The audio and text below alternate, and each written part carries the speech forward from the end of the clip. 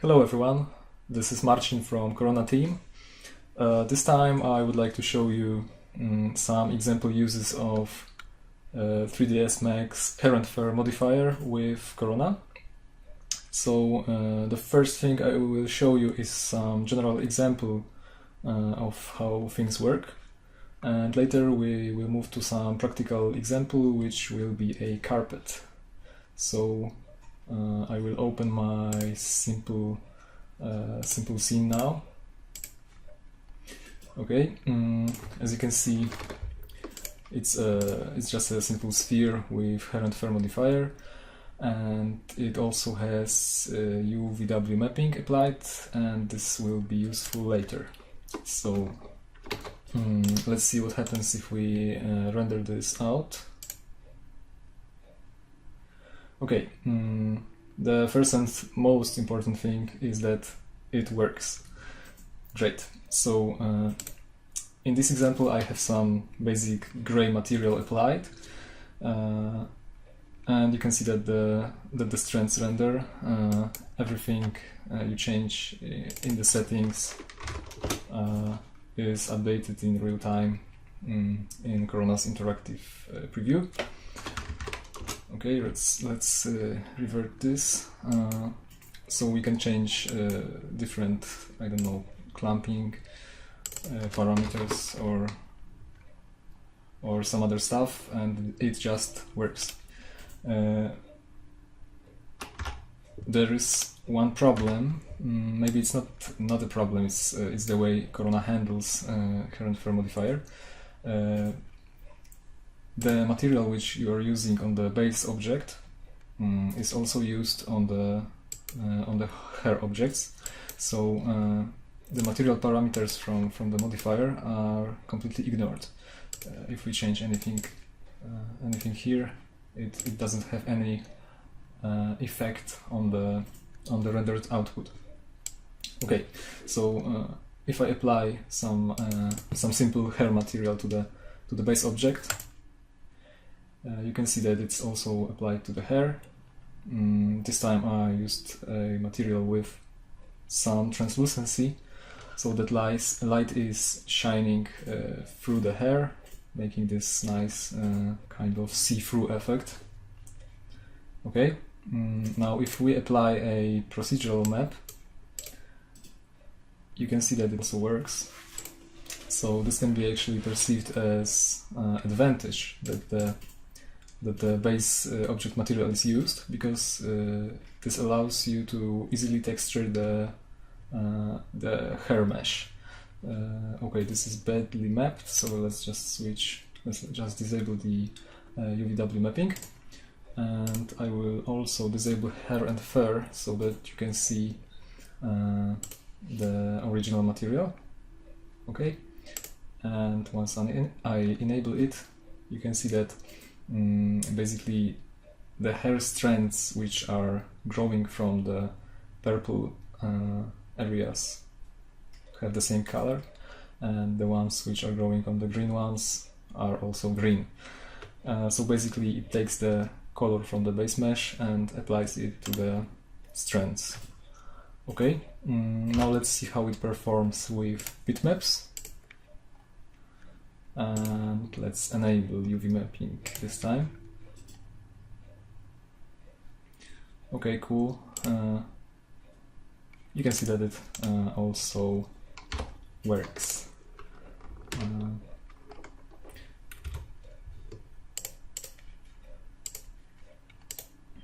Right, okay. So if I enable hair and fur now, you can see that they are colored by the underlying texture. Okay. Yeah, so this was the general example of using hair and fur with Corona.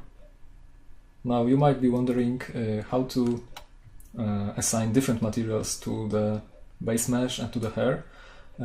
Currently, I think the only workaround for this is simply duplicating the base mesh and disabling the modifier from it. and this will be our, let's call this base. So it's just the sphere without the hair. And now let's select the one with hair, this one, and maybe let's call it hair. And we have to go to object properties and disable the renderable checkbox. Okay, now the interactive preview goes crazy, but it should render fine in the final frame. So let's apply different material to hair and different material to the base mesh, maybe this one. And let's see how it renders. Yeah, you can see that the base mesh is gray and the hair have the green and purple checker map. So this is the way to separate the material of the base mesh and the hair.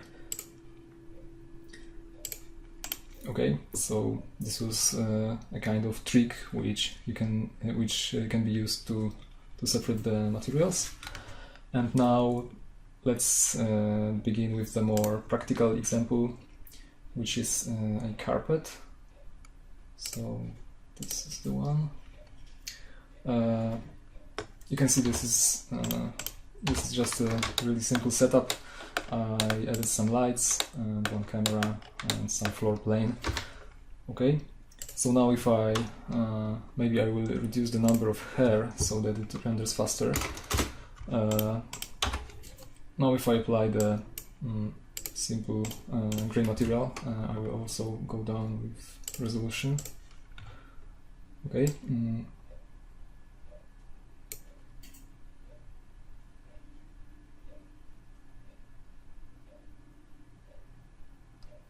Yeah, you can see that it works pretty nice. It looks pretty realistic. Of course, the appearance of the hair is dependent on the settings which you used in the hair and fur modifier. And this is a good case to show that the material taken from the base mesh is also used by the hair geometry. Can be used as an advantage. So if I apply it, if you apply it, you can make some interesting patterns or textures for for this carpet, like this.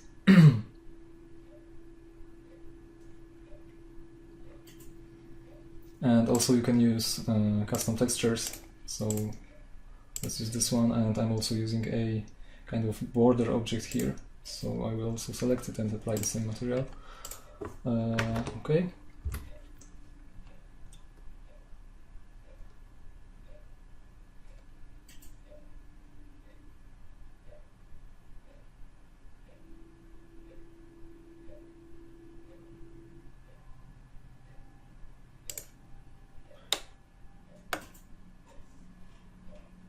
So now we have a Corona carpet.